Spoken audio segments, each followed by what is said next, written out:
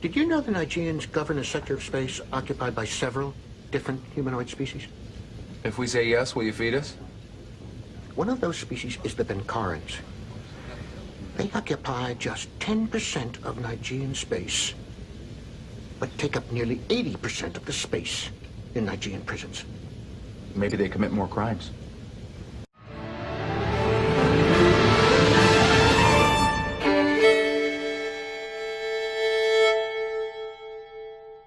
So we're seeing a large amount of black mob violence. If that sounds rough, well, look at the videos. Are these not in fact mobs? Well, they look like mobs to me. If this is not a mob, I don't know what you would call a mob. Okay, are they black? Well, they look mostly black to me. I know there's kind of a psyop going on, say, oh, it's the white people who did this somehow. I don't know how on earth they're trying to pull that off. Okay, are they violent? Well, they look violent to me. Okay, violent black mobs, true. There's nothing incorrect in pointing that out. What triggered these riots? Well, a news event. Okay, what is news? What is news? Is it anything that I say? Is it anything that your friend says? Is it, some people may say in the colloquial sense, oh, that's news to me. But when we say news with a capital N, we're really talking about something that is said by specific organizations that are promoted by the government, promoted by universities, promoted by NGOs, and treated as authoritative by these institutions. And that's part of promotion, is treating as authoritarian. And you know who I'm talking about. CNN, NBC, Fox, ABC, New York Times, Washington Post, LA Times, the usual suspects. So we know what capital N news is. They're sort of like text and video blog platforms, and they give jobs to people with journalism majors from certain universities that control the supply of the journalism majors that go into these places. These journalism majors who write these stories, and they give their ice cold takes in front of cameras, they're easy to control because they, with a very few exceptions, can't get an audience on their own. And that's perfect. That makes them easy to control because they're sort of locked into their career as a journalism major working for CNN, for example. And these groups, these sort of text and video blog groups like CNN, they have been elevated by other institutions. And I don't know if there's some grand conspiracy about this, but the effect is that they control what the public is thinking about. That's the effect. Whether it's planned, whether it just sort of happened, whether it's emergent, doesn't matter. The effect is that they operate to control what the public is thinking about and what facts they know. In early YouTube, I've been around long enough to know about the pre-Google YouTube. The CNN channel, the New York Times channel, they couldn't draw flies to poop. Nobody cared about what they had to say about anything. Only later, when YouTube and Google became publishers and started to elevate these, what I'm going to call the highly controlled blog and video groups like CNN, then they got people to see it and start taking them seriously again. Otherwise, if not for Google and the real power structure promoting these blog and video groups, you'd just watch independent journalists dumping raw feeds, and there'd be nobody to tell you how to feel about anything or select which facts you're supposed to know. It'd just be sort of a random mishmash of stuff that people happen to record as they're walking around, sort of citizen journalists. Now, this is the context in which people like Mike Cernovich or Mitt Romney are speaking. They're speaking on the topics which this sort of controlled media tells them that they should care about. Now, in 2019, there were 370 whites who were shot to death by police, 235 blacks, 158 Hispanics, 39 other, and 202 of unknown race who were shot and killed by police. This averages to about 2.75 per day, so, if all these are treated equally, you should be hearing about 2 to 3 police shootings per day, and a few other deaths by other methods. Most of it's done by shootings. That's how police actually kill people. But, in this case of George Floyd, that's actually not a shooting. But most of the time it's a shooting. But you're not hearing about them. You hear about selected instances which are selected for you to tell you what to care about and how to feel about it. This is also sort of why it's basically impossible that this is some sort of revolutionary action against the system, right? When the system, quote unquote, is telling you precisely to care about this. And they're telling the police to stand down and let you destroy, people's lives in destroying their businesses and destroying their livelihoods and stuff. Target will be fine. They have insurance. They're a big corporation. And even if that fails, they'll be bailed out by Congress. So, going after Target or going after Walmart or anything is not going to have any effect because they're part of this. They're part of the system and they'll be protected. The people you're destroying are the small businesses, right? Would you have heard about Floyd George or George Floyd if it wasn't on the news, quote unquote, on the news? Of course not. An event you otherwise never would have heard about becomes elevated and then made important. And CNN, NBC, New York Times, Fox, they're all the same. They all report the same stories because they're not actually independent meaningfully. They serve the same function. That's why you can say something like, I heard it on the news, because they're all the same. It's the same news. They're controlled the same way and they serve the same function. And it doesn't matter who's writing the stories. In fact, you probably have no idea who writes any particular story. You just see that CNN tag and that's all that matters. It doesn't matter because they're all just compliant journalism majors. They're interchangeable, and they were pre-filtered by the process of getting a journalism degree. They're actually a kind of bureaucrat. And that's why these news outlets have a bureaucratic feel to them, because that's precisely what they are. Now, regarding police shootings, which is most of police killings, the case of Floyd George, he wasn't shot, but whatever. We're talking about police killings, and the main way police kill people is by shooting. So the data on police shootings is going to reflect overall police killings. Blacks are, of course, overrepresented compared to their number. Okay, but they're not overrepresented based on homicide rate or as a percentage of people who shot the police. Blacks, 12.6% of the U.S. population in 2019, but 29.3% of the people killed by cops where the race is known were black. However, blacks made up 34.09% of cop killers where the race is known. Whites and Hispanics combined make up 65.83% of the people killed by cops in shootings and made up 63.64% of cop killers. In terms of the cop killers, the FBI doesn't distinguish whites from Hispanics, so the cop killer number is a combination of whites and Hispanics. If you separated whites from Hispanics, I suspect the white proportion in isolation would be lower. So it seems to line up, at least in the big picture. Blacks appear to simply be more aggressive towards cops if the rate of cop killing is a good indicator of overall aggression. Not saying that this is justified or anything, but it's a case against racial bias. Cops can still be assholes generally, they could be, but the point here is a racial bias. And whenever you do a proper analysis of data on this, racial bias doesn't come out once you consider behavior of groups, of demographic groups. So when a story piece is pushed by the controlled media, they only push one type of event, and that is when a white cop kills a black victim, or in the case of Ahmaud Arbery, it's white people killing a black man. Now, assuming all cops are white, which they're not, but if we assumed all cops are white, that would only happen 29% of the time in terms of who's killing who. Now, in 2018, don't have data from 2019, in 2018, whites and Hispanics were 77.1% of all police officers. If officers have an even racial distribution, this means that in all likelihood, only 22.38% of police killings involve white or Hispanic officers and a black victim. But in reality, black neighborhoods tend to have blacker police forces. Not as black as the neighborhoods they're policing.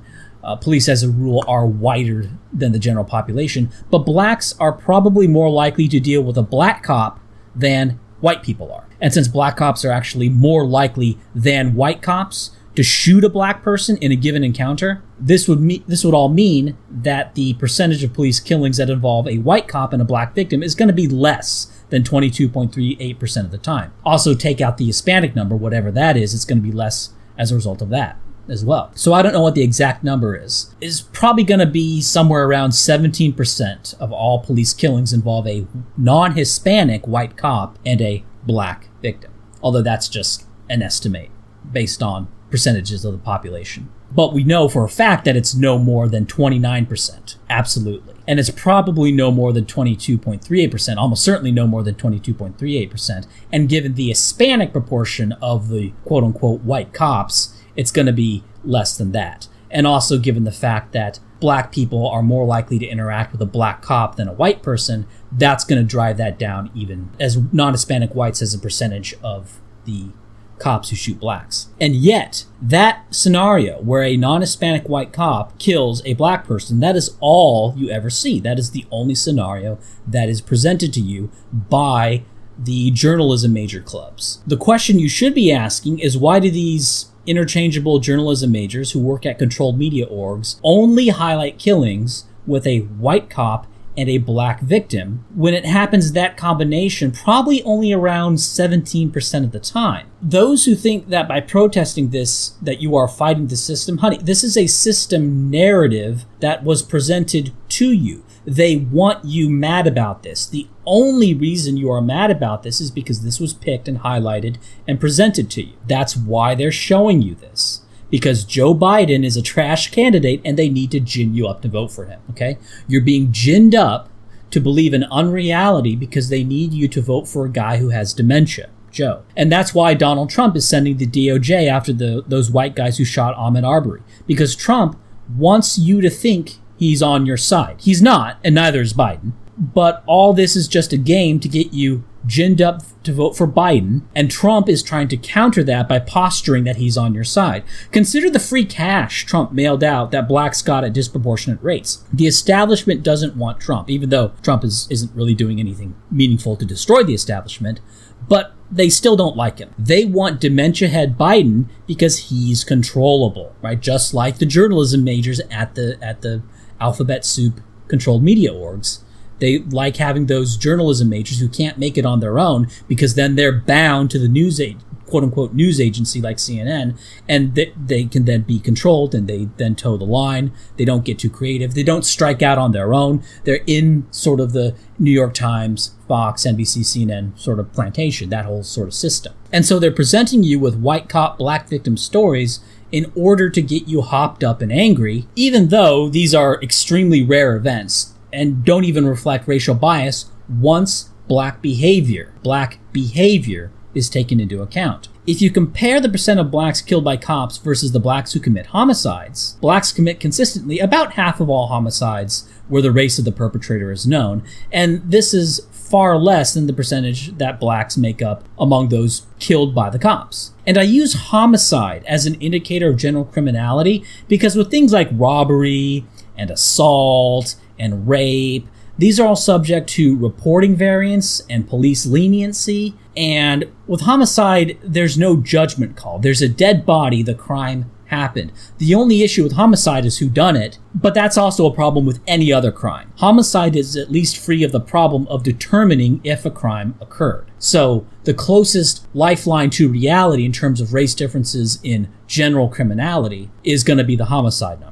Now, one thing, and my opponents will bring up, are simulation experiments showing police bias against blacks. And, it looks like they have a point. Let me present the most recent and, in my opinion, the best one. It's the best one because it has the biggest sample size, it has the most sophisticated method. There's all sorts of reasons, and I'll explain it. This is from Lois James et al. In 2016. And he took 80 police officers, randomly selected police officers, and put them through 1,517 reaction scenarios where they were put in a sound-deadened room with HD screen and a light gun, right? So they had a light gun that they pointed at the screen, and it emitted a muzzle flash, and it fired a blank. So it would bang, it sounded like a gun. And then the screen would register where the police shot. The police must react to various scenarios presented to them, which involves white and black citizens. It's a controlled environment where the white and black actors on the screen behave identically, and they look at how the cops, right, I think 40 of them were presented scenarios with blacks, 40% of them were presented scenarios with whites. And the HD screens are large enough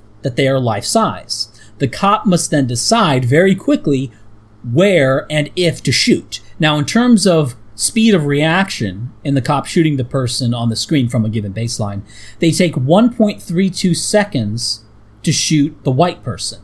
but they only take 1.09 seconds to shoot the black person. Okay, so that looks like they're more trigger happy in shooting black people. What about error rates, when the police shot someone in error when the citizen was not about to attack the officer? That is, they killed what is, according to the scenario, an innocent person.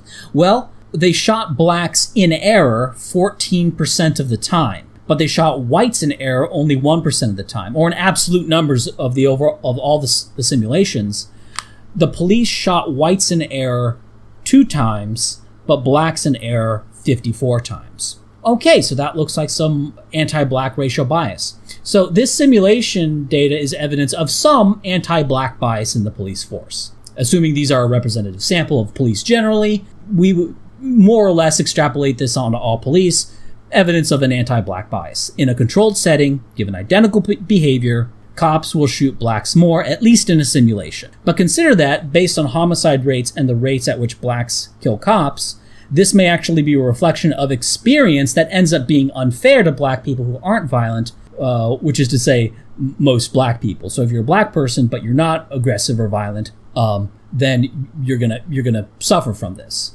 right? Simply because cops are, quite frankly, playing the odds. Oh wait, I messed that up. I got the races mixed up in the simulation. Oh yeah, that's right. Cops were 14 times more likely to shoot a white non-violent citizen. Okay.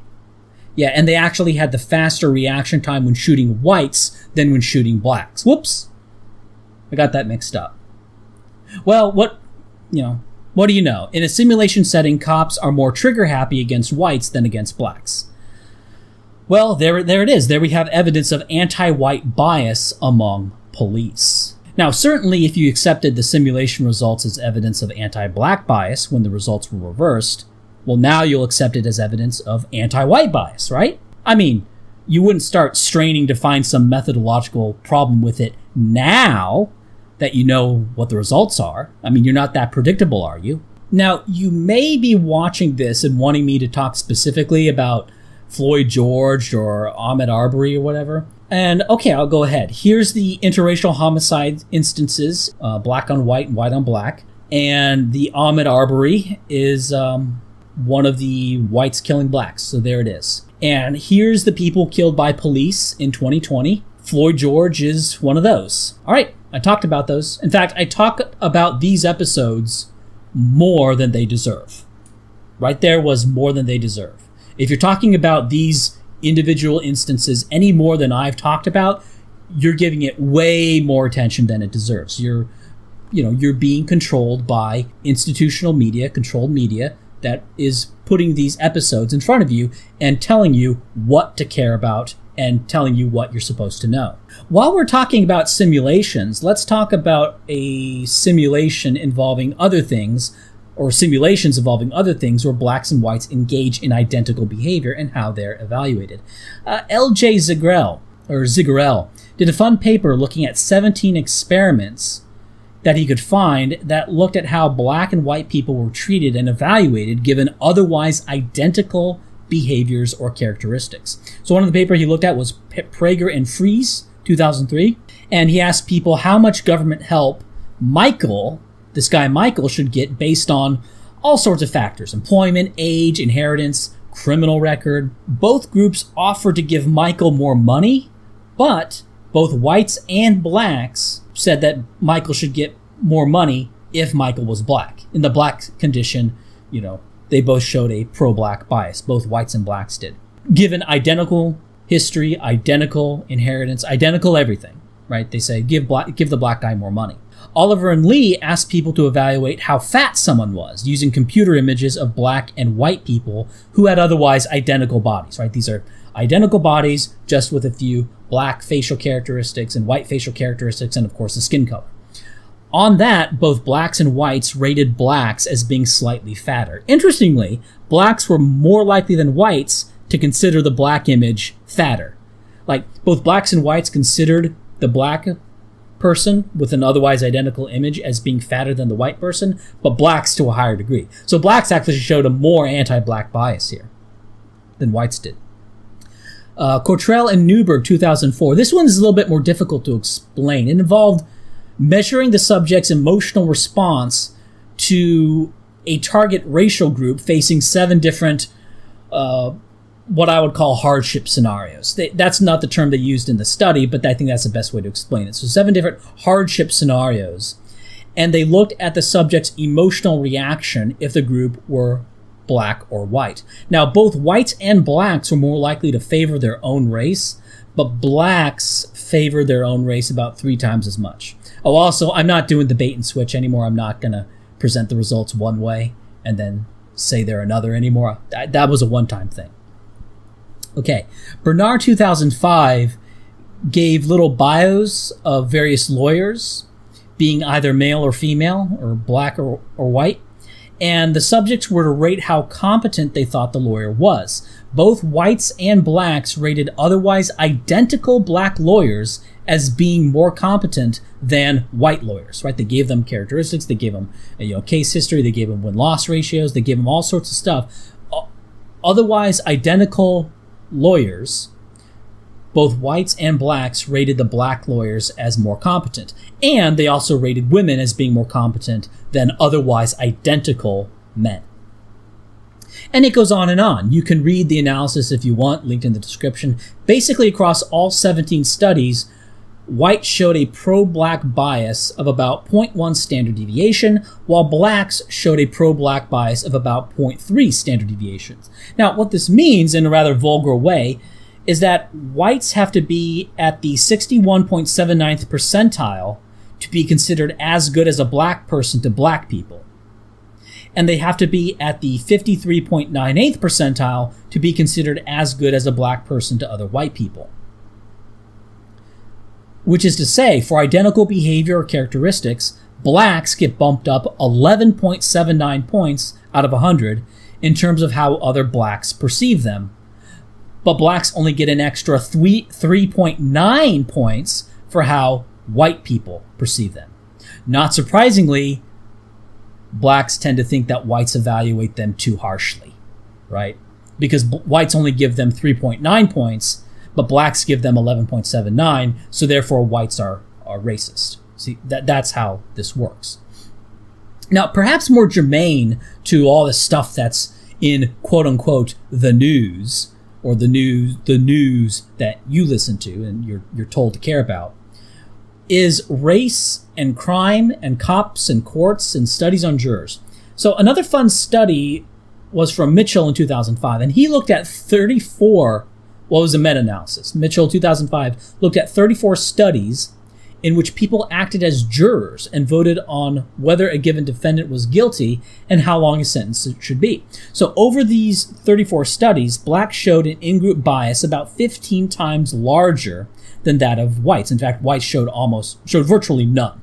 Right? These are jury simulations, and where they're basically presented a case. They're presented a white defendant, a black defendant, otherwise identical defense, identical circumstance, identical evidence. So they're controlling for all that stuff, and they're looking at if there's any racial bias in white jurors or black jurors. And what they found is massive racial bias among black jurors.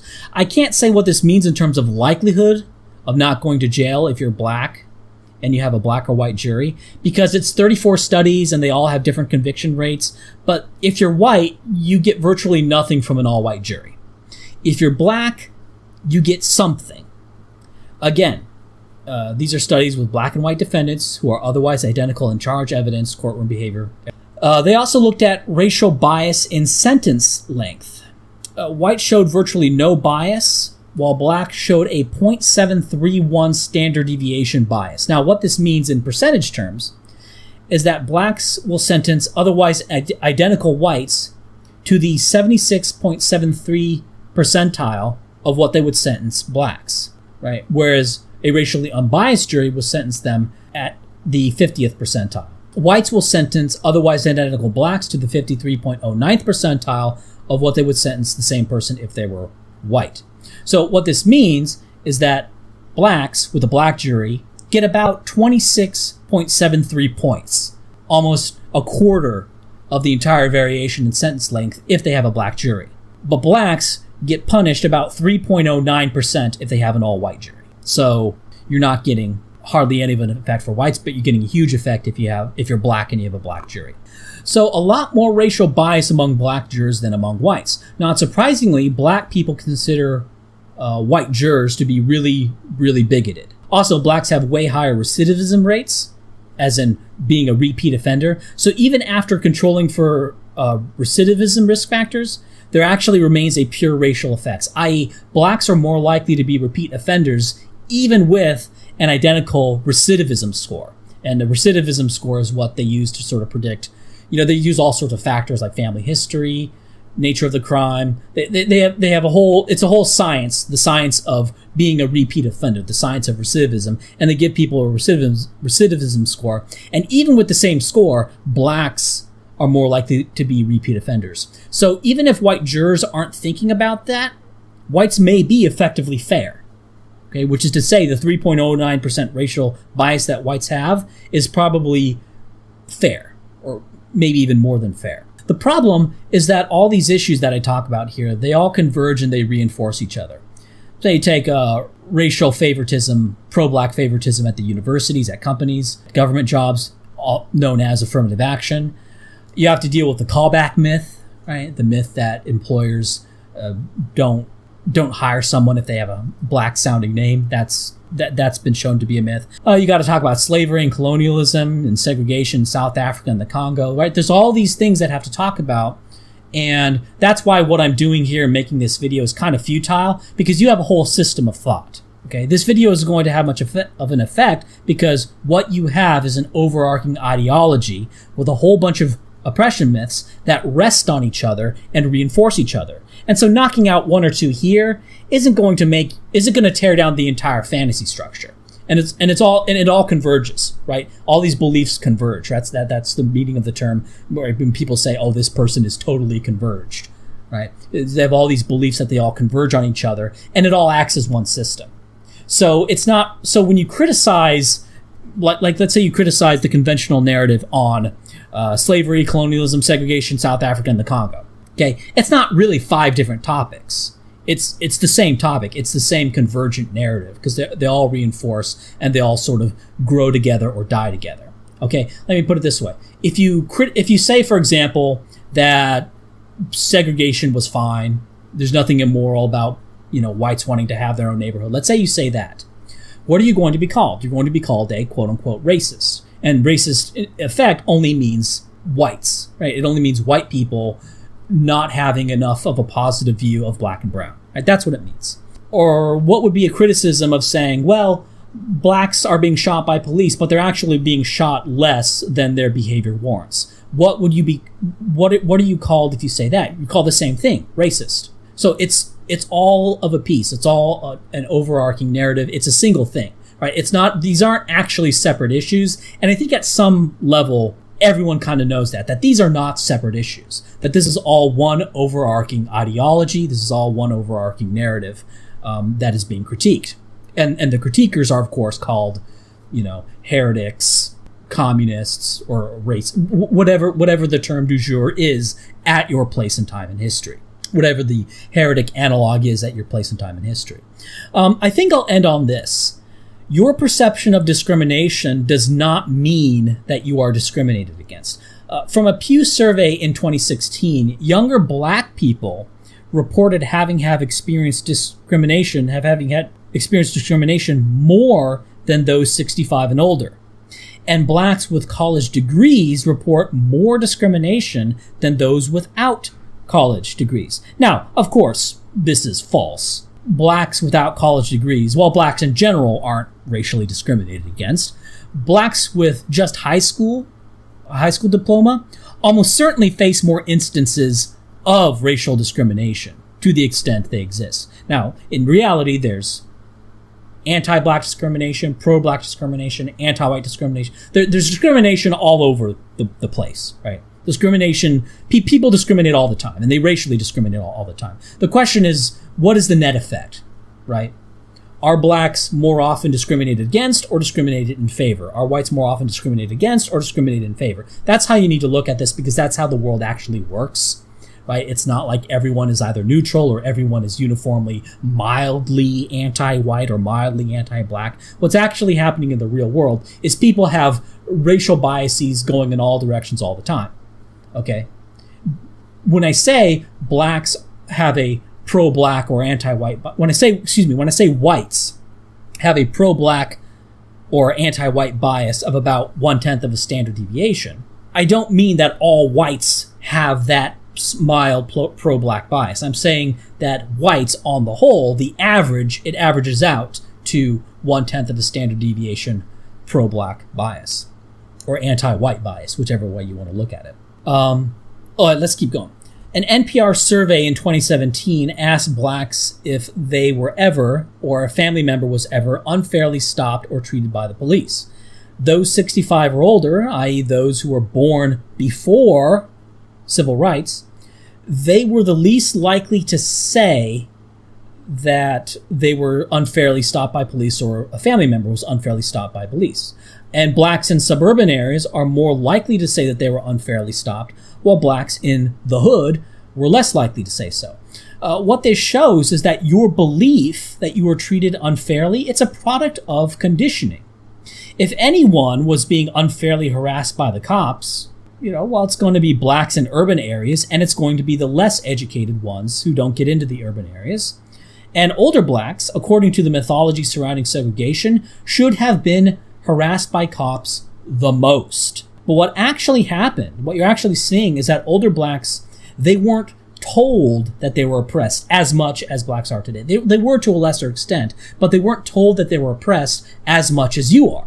And urban blacks, who are less educated and watch less controlled media, they don't hear about how oppressed they are as much as suburban blacks do, who are more educated. They watch, the journalism blogs, right? They watch CNN and Fox and stuff, right? And so they're told that they're oppressed. So you believe you're oppressed because you're told you're oppressed. There's no relation to actual oppression. This principle is also seen among women. From a Pew survey in 2017, the more quote-unquote educated, years in school, a woman is, the more likely she is to perceive oppression. Even though, if any group of women is being on net oppressed, right, which I don't think is the case at all for any class of women, but according to the narrative, it should be the least educated women who are the most oppressed. But that's not what you see here. The variable here is exposure to ideology. It's perception. And of course, we look at Republican versus Democrat. Democrat women perceive more oppression because their ideology tells them they are oppressed. Do you think Republican women are more or less oppressed than Democrat women? Neither are oppressed, but Republican women probably have fewer bonus points for being a woman than Democrat women, and yet they're less likely to say they're oppressed. And this is actually a dampening effect because Republicans actually have higher levels of education than Democrats. This is true. I'll post a link saying that this is true in the description. Sorry if that rustles your jimmies. Sorry, not sorry. This is true. So the effects of going to college, isolated from ideology, are going to be higher because Republicans are actually more likely to go to college. So if you have a Democrat woman who goes to college and gets a post-grad, she is going to think she is the most oppressed person on the planet. That is a recipe for believing you're oppressed. Being a Democrat and spending lots and lots of years in college, getting a post-grad, you are going to believe that the world is out to get you. If you're a Republican woman who doesn't go to college, you're not going to perceive yourself as being oppressed at all, right? Because you have the least exposure to those narratives. And so all you're dealing with is the world as it's actually presented in front of you. This is also seen by generation cohort, of which gender is thought to have it easier. Older generations see women as having it easier, while starting with millennials, the perception is that men have it easier. Again, it's a matter of ideology. It has nothing to do with reality. This is also seen among Hispanics from a Pew poll in 2016. Older Hispanics are less likely to perceive discrimination, and foreign-born are less likely to perceive discrimination than U.S.-born. Now, according to oppression narratives, foreign-born Hispanics from, say, the 1970s should certainly have been more oppressed than U.S.-born Hispanics today. And yet, that's not what they say, That's not what they believe because it's all just perception. Foreign-born Hispanics in the 1970s weren't told that they were oppressed. U.S.-born Hispanics today are told that they're oppressed, and people believe what they're told by the institutions that they, for whatever reason, believe as authoritative, right? Like the journalism clubs, like CNN, that's authoritative. From Harvard in 2017, Latinos saying that they were unfairly stopped by police, 42% with a college degree say they were unfairly stopped, while only 25% with high school or less say they were ever unfairly stopped. Again, it's in all likelihood, if any of these groups were unfairly stopped, right, and there's a chance that none of them were in reality, but if any group was being unfairly stopped, it was probably the ones with a high school degree or less, right? Not the ones with a college degree, right? But the college degrees say they were stopped more because they went to college and they were told about how oppressed they are. Blacks are more likely to believe they are discriminated against when interacting with police or trying to vote if they live in a majority black area than in a majority white areas. But if they're in a majority black area, who's doing the discriminating? According to the oppression narrative, shouldn't blacks be most oppressed when they're surrounded by whites? This difference in perception makes sense when you recognize that it's just a result of the spread of ideology, right? When blacks are around blacks, the ideology spreads more than it does when blacks are around whites. It has nothing to do with any actual oppression, because plot twist, there is none. And that's a good point to end on. Now, you can tell stories about some white guy who doesn't like black people or Mexicans or whatever, but those stories are meaningless without considering the net effect. Because there are also white people who are anti-white, blacks who are anti-white, blacks who are anti-black, rather fewer of those, and they get ostracized massively. Hispanics who are anti-Hispanic, Hispanics who are anti-white. And so pointing out that this or that incident happened, like a thing happened, well, that doesn't mean anything. You have to look at the whole effect. And when you do, when you look at the whole track of things, well, if you're black, probably if you're Hispanic, but certainly if you're black, well, it's good news. You're not actually oppressed. Your life and all of its outcomes, that's you. This is you. Right? It's not something that's being done to you by others. If anything, the system is pumping you up, is helping you out in any little way it can. But the effects of anti-white policies and pro-black policies, the effects of these things are actually pretty marginal. There's no real big effect in any of systemic racism or anything. Right? There's probably a mild anti-white effect and a mild pro-black effect, but nothing that's going to affect your life outcomes by like 1 or 2 percentage points. Right? So the effects are small. What's actually happening is that where you are, that's you. Okay, it's you. The system isn't really having much of an effect on you. Now, the deeper cut is that you never were oppressed, and that it is in fact always been you. But that's a whole. I mean, this video would go on for a few hours to go through all that. You can perceive yourself as being put upon no matter what. And whether or not you perceive yourself as being put upon is today entirely a function of your conditioning. Are you a Democrat or Republican? How old are you? Did you go to college? How many years did you go into college? Do you live in a majority black or majority white neighborhood?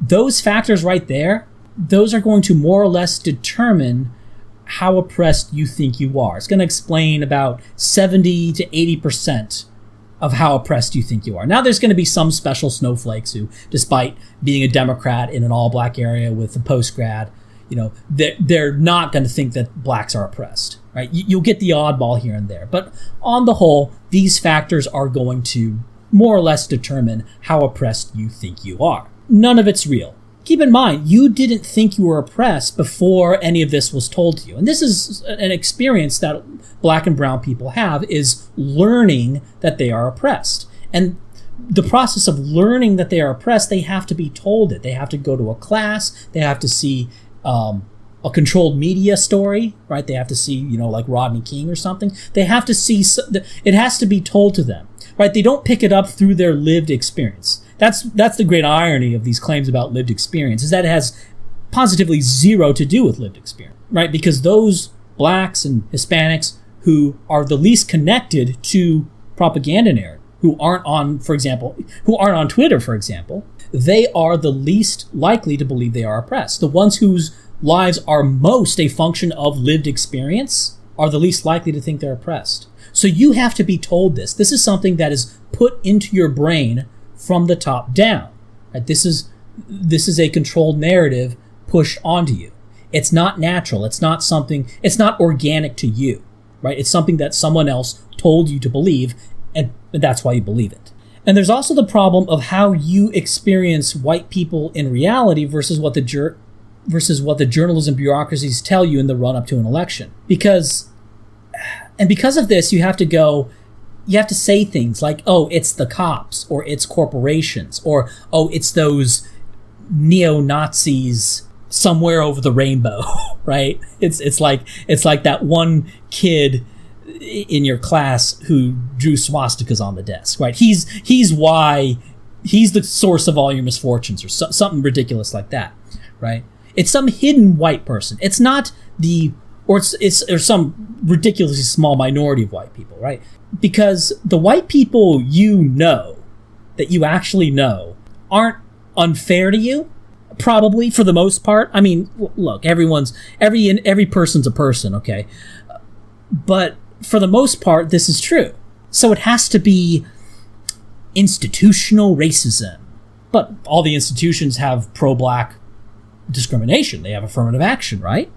So what kind of institutional discrimination could there possibly be, right? Or it's implicit racism. But you look at any study that looks at, pro-black or anti-black or pro-white or anti-white bias on all sorts of things, in terms of, oh, how competent is this person? Oh, how much does this person deserve getting money, right? Except for a few minor things like how fat they believe you to be, it's all pro-black bias. And any simulation shows that cops are less likely to pull the trigger on a black person for given identical behavior than they are on a white person.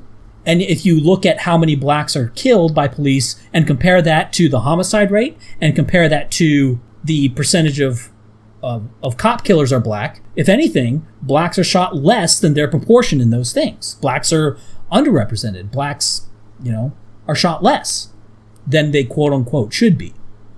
I don't think anyone should be shot, but, in the ratio, I mean. So because of all this, so it has to be something hidden, right? Because white people in your day-to-day life aren't actually biased, right? But, so maybe we're secretly oppressing you.